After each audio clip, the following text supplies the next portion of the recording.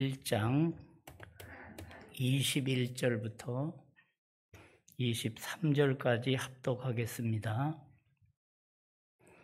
마태복음 1장 21절부터 23절까지 말씀 합독하겠습니다. 성경을 보시거나 화면을 보시면 되겠습니다. 같이 합독합니다.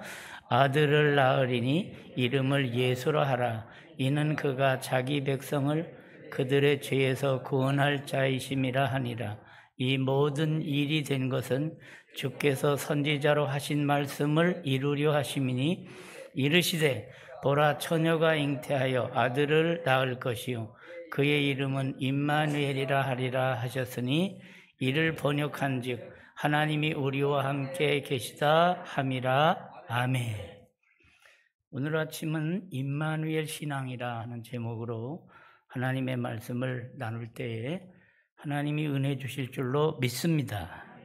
원래 이 임마누엘이라는 말을 우리가 많이 들어서 잘 알고 계시는데 오늘은 특별히 히브리어 공부를 한 1분만 하겠습니다. 히브리어에서 임마누엘 이렇게 제가 조금 끊어서 읽었어요. 그죠? 임마누엘 이렇게. 그래서 임 그러면은 함께 그런 뜻이고 마누 그러면 우리 그런 뜻입니다. 그리고 엘 그러면 하나님 이렇게. 자, 그래서 임마누엘 그 뜻이 하나님이 우리와 함께 계시다. 그렇게 이해를 할 수가 있습니다. 자, 그러면 다시 한번 따라해 보겠습니다.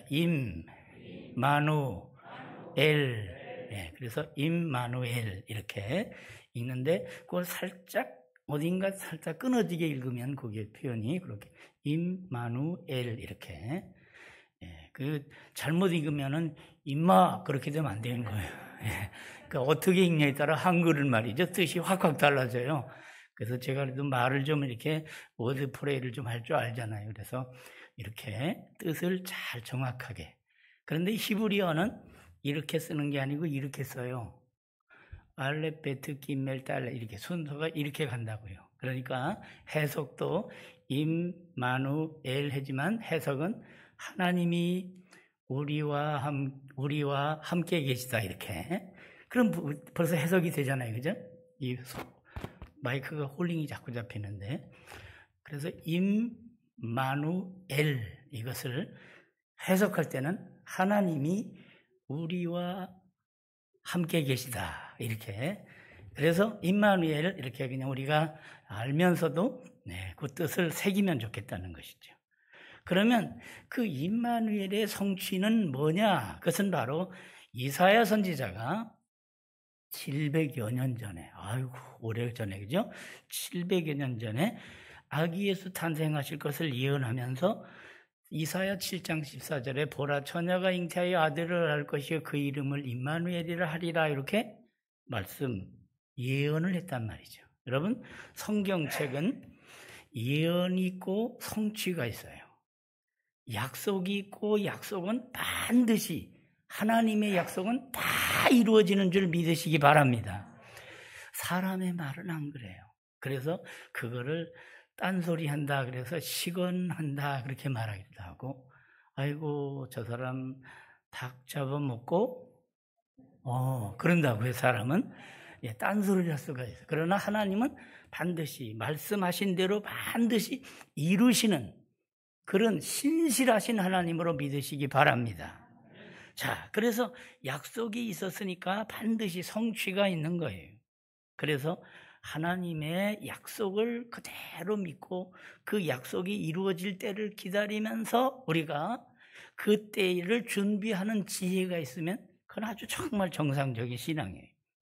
그래서 임마누엘 이 말은 바로 예수 그리스도의 이름이면서 동시에 그분의 성취, 그분의 역할, 사명까지. 그래서 그리스도의 사명은 바로 이 이름이 말해주고 있어요. 하나님이 우리와 함께 하신다. 그래서 하나님의 사랑 말로만 하시지 않고 실제로 역사 속에 하나님이 우리와 함께 하시기 위해 들어오셨다는 것이지. 그래서 예수님이 오시기 전을 우리가 영어로 말할 때 예수님 오시기 전, 그래서 before 크라이스트 이렇게 말하고 우리말로는 바로 그렇습니다. 주 전이라, 주님이 오시기 전이라 이렇게 말하잖아요. 주님 오시기 전, before Christ, 그리고 주님 오신 이후 예수 그리스도 안에서 이 말을 아노 도미니에서 AD 이렇게 얘기를 합니다. 그래서 그거를 주후 이렇게. 오늘 우리가 2021년 12월 오늘이 19일이잖아요. 그러면은 그걸 우리가 그냥 전체적으로 주후 2021년 12월 19일 이렇게 주후, 주전 이렇게 쓰게 되는 것이죠. 그래서 바로 이런 내용들을 우리가 보게 되면 저기 공산권 내에서도 이걸 쓰고 있단 말이에요. 2019년, 2021년 12월 19일 이렇게 쓴단 말이죠. 은근히 그것은 말이죠. 이 시대적인 조류를 안 따라갈 수 없는, 그러니까 어찌 보면 자기는 안 믿어도 인정을 안 할 수 없는 이런 부분이 있긴 있어요. 그러나 우리가 예수 그리스도를 모신 분들은 다, 야, 주님 오신 이후 이렇게 역사가 가고 있고 이제는 다시 오실 예수 그리스도를 기다리고 있다는 그런 믿음의 자세를 갖는 것. 그런데 그리스도께서 오셔서 어떤 역할을 하셨는가? 그것은 바로 끊어진, 범죄함으로 인해서 하나님과 완전히 끊어진 관계를 회복시키기 위해서 오신, 그래서 이거를 끊어진, 양쪽에 끊어진 것을 이어주는 그 역할이 바로 중보 역할이에요. 그래서 예수 그리스도를 중보자 그렇게 말하기도 하고 예수 그리스도를 화목제물이라 이렇게 말하기도 해요. 그런데 중보자가 되고 화목제물이 되시기 위해서는 어떻게 해야 되는가? 그것은 바로 죄 문제를 근본적으로 해결할 수 있는 그 길을 열어야 된다는 말이죠. 그래서 예수 그리스도는 바로 속죄양으로 오신 거예요. 그 속죄양의 뜻이 무엇이에요? 죄를 속하기 위한 죄물로서 오신다는 것을 세례 요한이 얘기하고 있는데 그게 바로 요한복음 1장 29절이에요. 보라, 세상 죄를 지고 가는 하나님의 어린 양이로다. 이렇게. 이게 어린 양의 뜻은 구약에는 양을 잡아, 그래서 짐승을 잡아 제사를 드리니까 바로 그 짐승 중에 대표적인 양을 가지고 예수님을 표현했어요.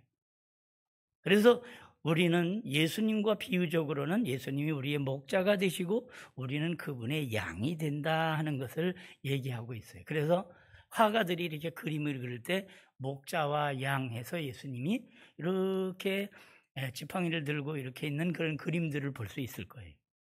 그것은 바로 어떤 영적인 그런 내용들을 그렇게 그림으로 화가들이 그린 것입니다.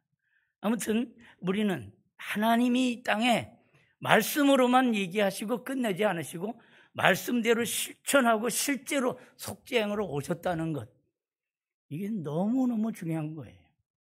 그래서 예수님 오신 그 사건을 말씀이 육신이 되어 우리 가운데 거하심에 우리가 그 영광을 보니 아버지의 독생자의 영광이요 은혜와 진리가 충만하더라. 그렇게. 그래서 이 한자를 좋아하는 사람들은 이걸 네 글자로 얘기를 하잖아요. 도성인신이라. 그래서 말씀도 이룰성, 사람인, 몸신. 그래서 말씀이 육신이 되어서 우리 가운데 오셨다.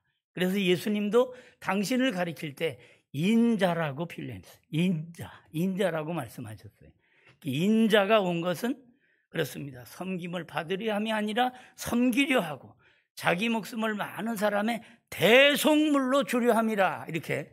그 대속물이 무엇입니까? 그것은 인간이 아무리 훌륭한 무슨 종교 교주가 나와도 거기에는 속죄가 없어요. 야, 이렇게 살면 착하게 사는 길이야. 이렇게 살면 그래도 다른 사람보다 좀 나을 거야. 이런 얘기는 할 수 있어요. 그러나 속죄 제물이 되어서 인류를 위해 속죄양이 된 사건은 예수 그리스도가 단 유일하단 말이죠. 그래서 바로 예수 그리스도의 그 속죄양 사건, 구속의 사건, 이게 바로 십자가 사건이에요. 십자가를 통해 하나님의 사랑을 이루신 역사.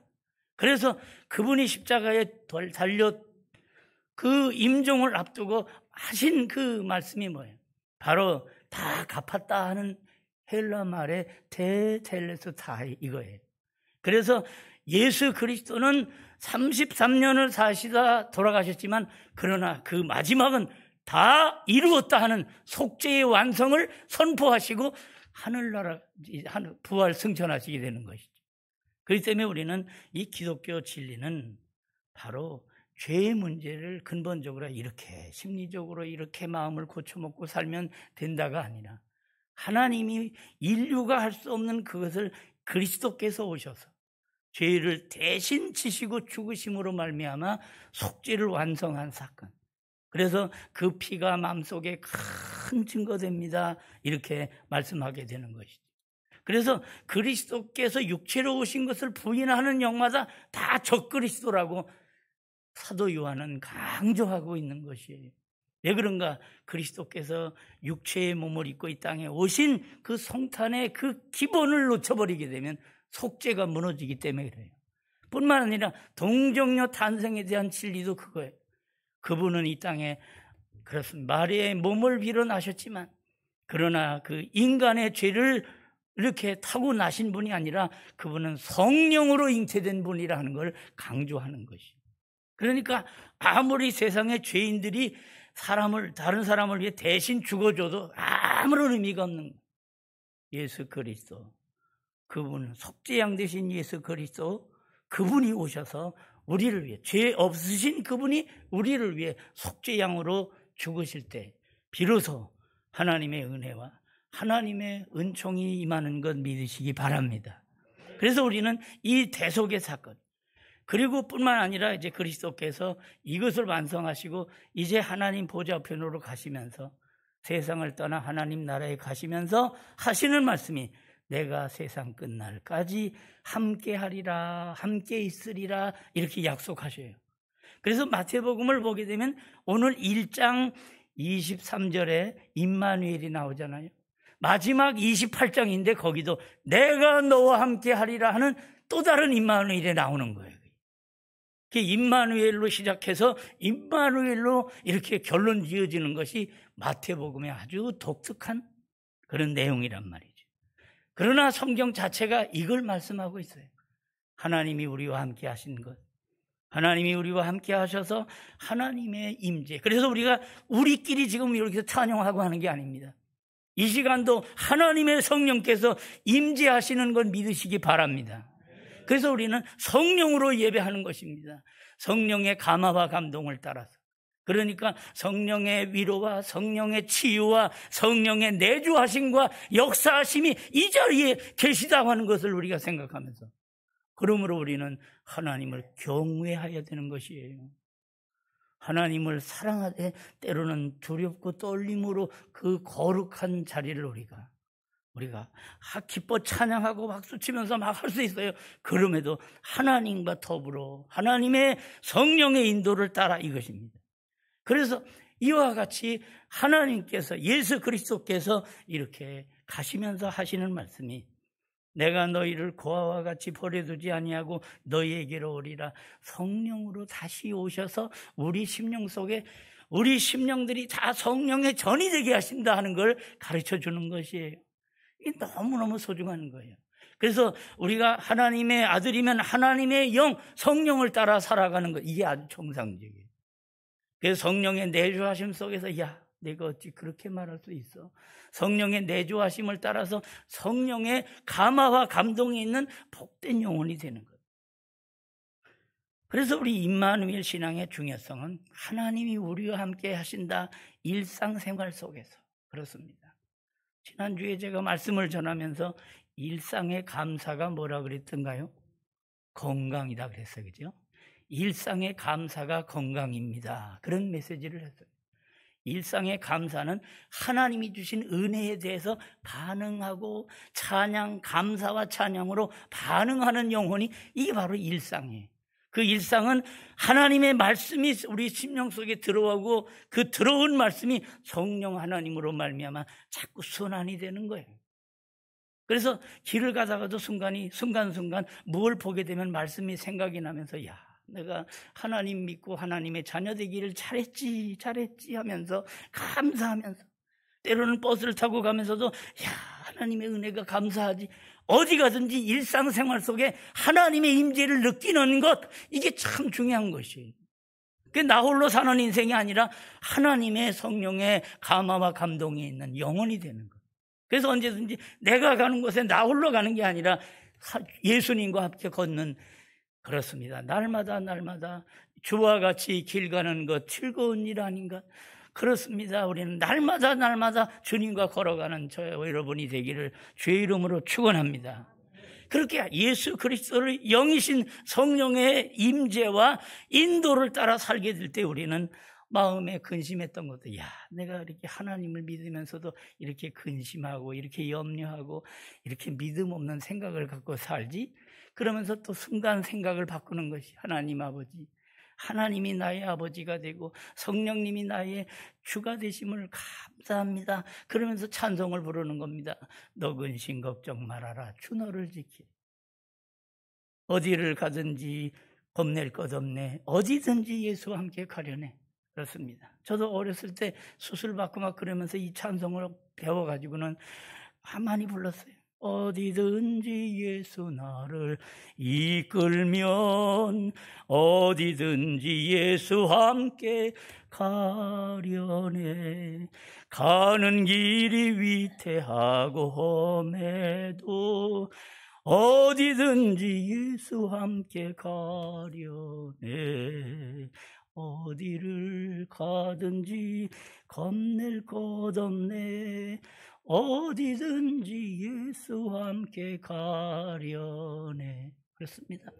17, 8 되는 그 소년이 수술대로 올라가면서도 환하게 웃었더니 그걸 우리 아버님이 듣고는, 그 믿음의 세계라는 게 그런 거구나.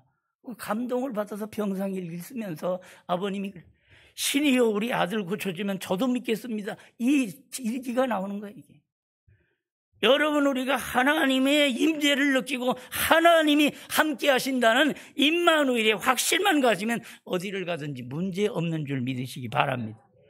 그렇습니다. 낙심하지 않고 뒤로 물러갈 필요가 없는 것입니다. 그래서 확실하게 초대교회에 그렇게 핍박이 많고 박해가 많았어도 그들은 뒤로 물러가지 않습니다. 나의 가는 길을 오직 그가 하시나니 그가 나를 단련하신 후에는 내가 정금같이 나오리라. 욥의 신앙이 그러했듯이 우리는 뒤로 물러가 침륜에 빠질 자가 아니요 영혼을 구원함에 이르는 믿음을 가진 자니라. 그는 확신을 가지고, 그렇습니다, 담대히 하나님을 바라보는 것. 우리 성탄에 하나님이 우리와 함께 하시는 역사가 그리스도로부터 시작됐다는 걸 확실히 믿고 언제든지 세상 바라보면 낙심하지 말고 하나님 바라보며 일어나는 복된 성도 되기를 주의 이름으로 축원합니다. 그것입니다. 그래서 우리 인간의 타락이 죄란 말이죠. 죄 때문에 그렇게 되는 거잖아요. 하나님 앞에 불순종하고 하나님 앞에 바르지 못하고 하나님의 의가 아닌 불의, 하나님이 그렇습니다. 이런 부분들이 다 문제가 되는 거예요. 악인은 쫓아오는 자가 없어도 도망하나 의인은 사자같이 담대하니라. 우리 심령 속에 하나님의 은총에 기초한 믿음으로 말미암는 의. 여러분, 루터가 개혁을 하다 종교개혁을 얼마나 박해를 받았으면. 그렇습니다. 웜스 국회 같은 데서 다들 그를 노려보고 있을 때 그는 그 많은 사람들을 바라보지 않고, 오 하나님, 제가 하나님을 바라봅니다. 오 하나님, 제가 여기 있습니다 하면서 하나님을 바라보았다는 것이, 이 세상의 어떤 위협적인 상황 속에서도 하나님을 바라보고 하나님을 향해 초점을 맞추고 살아가는 것, 이것이 바로 예수 그리스도께서 임마누엘 신앙으로 우리에게 요청하시는, 정말 그렇게 살기를 바라시는, 내가 너와 함께 함이니라. 그러니 놀라지 말라. 나는 네 하나님이 됨이니라. 내가 너를 굳세게 하리라. 참으로 너를 도와주리라. 참으로 나의 의로운 오른손으로 너를 붙들리라. 믿으시면 아멘 합시다. 그렇습니다. 시편 46편 7절 11절 똑같은 말씀이 반복이 돼 나오더라고요. 만군의 여호와께서 우리와 함께 하시니 야곱의 하나님은 우리의 피난처시로다. 만군의 여호와 야훼 츠바오스라는 이 뜻은 뭡니까? 하나님이 우리를 위해 싸우신다는 거예요. 하나님이 우리를 도우신다는 것이고, 하나님이 우리를 도우시면 어떤 전쟁이든지 간에 다윗이 그랬듯 백전백승하게 될 줄 믿으시기 바랍니다. 이 코로나 시대에 이렇게 저렇게 바라봐도 우리가 마음에 답답해요. 예. 뉴스를 보다가 아이고 인천의 어느 교회에서 또 나왔대 그러면 뭔가 우리 교회 나온 거 못지않게 또 마음이 답답할 때가 있어요. 그래서 이 코로나 시대에 위드 코로나라 그래가지고 이제는 풀렸나 그랬는데 웬걸 더 심해지니까 지금 더 강화가 됐잖아요. 예. 그러나 위드 코로나 시대에도 언제든지 우리의 심령 속에 위드 지저스만 되면 여러분 언제든지 그렇습니다. 문제 없을 것입니다. 다 합력해 선을 이루시는 하나님의 위대한 손길이 지속될 줄 믿으시기 바랍니다. 그래서 우린 성탄의 은총은 예수님이 오셔서 임마누엘 이 성취됨으로 인해서 우리에게 주어지신 하나님의 은총, 이걸 우리가 감사하는 것이 창세기 3장 15절에 여인의 후손이 그렇습니다. 바로 당신인 것을 얘기하고 있는 것이. 그래서 신이 인간이 되어 사람들 중에 태어난 이가 바로 예수 그리스도시라는 거예요. 성탄의 은총은 바로 그 존귀하신 분이 낮아지신 비하하셨고 그렇습니다. 낮게 내려오셨다. 그래 비강이라 말하는 거예요. 우리를 위하여 낮아지신 비하되신 비강하신, 그런데 그 신이 인간들 가운데 오신 그 목적이 뭐예요? 대개가 왕으로 왔다 그러면 군림하고 막 폭력으로 다스리기도 하고 그런 게 세상 군왕들이었어요. 그러나 예수 그리스도는 정반대예요. 섬김을 받으려 함이 아니라 섬기려 하고 도리어 나의 목숨을 많은 사람의 대성물로 주려 함이라, 이걸 말하고 있어요. 북한의 김일성 그 3부자만 보더라도 그렇지 않습니까? 그 세습되는 그 부자 세습 이렇게 내려오는 걸 보면서 자기를 자꾸 신격화하잖아요. 이게 문제예요.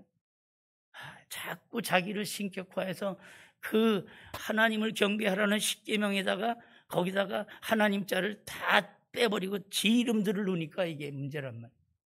결국은 이제 나중에 큰 이제 그 심판을 받게 될 것인데 회개하고 돌아오기를 기다리는 것도 우리가 기도해야 될 것입니다. 우리는 예수님이 대속에 이르기까지 그 놀라운 은총을 우리가 베풀어 주셨다. 예수님이 그 봉사 되시면, 예수님의 그 봉사자가 되셔서 우리에게 큰, 그렇습니다, 대속의 역사를 이룬 것, 이게 바로 성탄의 핵심입니다. 성탄은 은혜를 베푸시려고 아기 예수로 오신 것입니다. 오셔서 우리 위에 대속의 은혜를 베풀어 주시기 위하여, 그렇습니다, 그분이 오신 것입니다.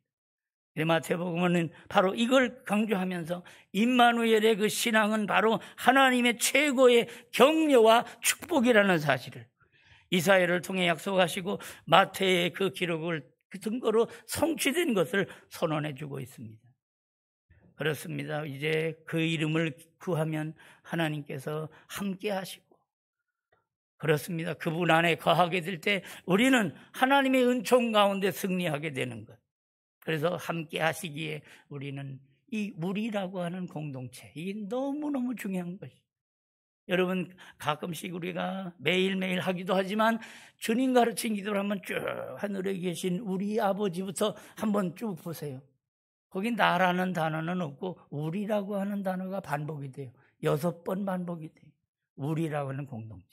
그 우리 속에는 바로 하나님을 믿고 하나님을 아버지로 섬기는 그 성도들 한 사람 한 사람, 이 복음의 공동체를 우리라고 말하고 있어요. 그러니까 이 우리 속에는 그냥 인간 우리만이 아니라 하나님이 임재한 우리가 되는 거예요. 하나님이 함께 하신다고 하는 그 표적이 교회로, 열매로, 삶으로 나타나서 바로 하나님의 임재 속에서의 우리는 믿음이, 소망이, 사랑이 넘치는 우리 교회가 되기를 주의 이름으로 축원합니다. 나를 위한 기도가 아니에요. 우리를 위한 기도가 바로 이 주기도문의 특징이에요. 그래서 양식을, 내가 먹을 양식을 주세요가 아니라 우리에게 일용할 양식을 주옵시고, 얼마나 이게 아름다워. 그래서 이런 내용들이 바로, 이 복음이 지배하는 곳에는 우리라고 하는 공동체 속에 하나님을 향한 감사의 예배가 있고 하나님의 은총 가운데 정말 공동체의 아름다운 고백과 삶을 통해서 상련하는 삶을 사는 것, 이게 바로 교회의 역할이에요. 이제 말씀을 맺겠습니다. 어떤 흑인이 주일 예배당에서 울고 있었습니다. 아니 들어가질 못하니까 주님이 밖에서 묻습니다. 야, 왜 울고 있느냐? 제가 들어가질 못해서 그렇습니다. 보니까 그 앞에 이렇게 붙어있는 문구가 있습니다. 그게 바로 어떤 문구인가 하면 Only white. 그래서 오직 누구? 백인들만 들어갈 수 있다 해가지고 백인들이 모이는 예배당이었어요. 근데 마침 이 흑인이 가서 들어가야 될 그런 상황 속에 그렇게 울고 있었더니 주님이 오셔서 위로하시더라. 그러면서 주님이 그에게 하는 말씀이 있었다는 거예요. 그게 뭡니까? 야, 그들만의 모임이지 나는 한 번도 들어가지를 않았다. 그들만 들어가서 영배라고 예배라고 하지만 나는 한 번도 들어가지 않았다 이거예요. 여러분, 이 세태에 아무리 우리가 정말 재미있고 유익하게 뭘 한다 할지라도 여기에 주님이 안 계시면, 성령님이 임재 안 하시면 이거는 바로 인간적인 모임밖에 될 수가 없습니다. 우리 안에, 우리 심령 속에 예수의 영 성령께서 우리 심령 속에 거하지 않으시면 우리는 아무런 의미가 없습니다. 육신적으로 아무리 건강해서 99세를 누리다가 9988, 234를 한다 할지라도 9988, 234 하시나? 99세를 팔팔하게 살다가 231 앓다가 가는 것 아시죠? 그렇게 살기를 주의 이름으로 축원합니다. 육신적으로 하면 그러면 안 된단 말이죠. 거기에 우리가 영적으로 플러스 하나님의 성령의 임재 속에 성령의 감화와 감동과 인도를 받아 성령의 9가지 열매 9가지 시작. 성령의 열매는 사랑과 희락과 화평과 오래 참음과 자비와 양선과 충성과 온유와 절제니. 그래서 정말 하나님의 임재 속에 성령의 인도를 따라 살다가 하나님 앞에 넉넉히 들어감을 받는 복된 성도 되고 하늘나라 홍보대사가 되어 우리 주변에 안 믿는 우리 제주도는 90%가 불신자예요. 불신의 땅에 복음을 심어 정말 하나님의 나라, 하나님의 영광을 드러내는 이 제주도가 되기 위하여 복음의 역군이 되어 하나님께 영광 돌리는 충성된 청지기가 되기를 주의 이름으로 축원합니다. 기도하겠습니다. 하나님 우리 아버지 감사합니다. 오늘도 귀한 말씀을 함께 나눴사오니 이 말씀 임마누엘의 신앙 우리 심령 속에 확실하게 새기고 그 믿음에 합당한 아름다운 삶, 열매 맺는 성령의 충만한 열매 맺는 성도들 다 되게 하여 주시옵소서. 예수님 이름으로 기도하옵나이다. 아멘.